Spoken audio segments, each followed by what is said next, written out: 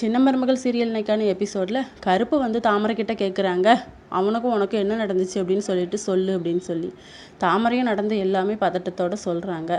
உடனே கருப்பு சாமி ஆடிக்கிட்டு இருக்கும்போது சொல்லுதாங்க, நீங்கள் 2 பேருமே அந்த சாமி முன்னாடி பூக்குழி இறங்கணும் அப்படின்னு சொல்லிட்டு.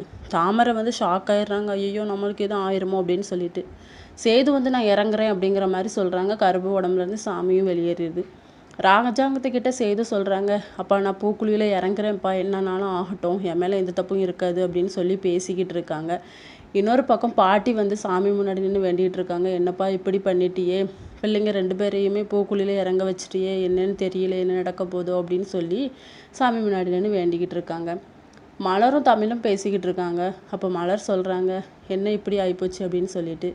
தமிழ் சொல்கிறாங்க ராஜாங்கத்துக்கிட்ட, நான் சேது மாமாவுக்காக நானும் பூக்குழியில் இறங்குவேன் அப்படின்னு சொல்லிட்டு.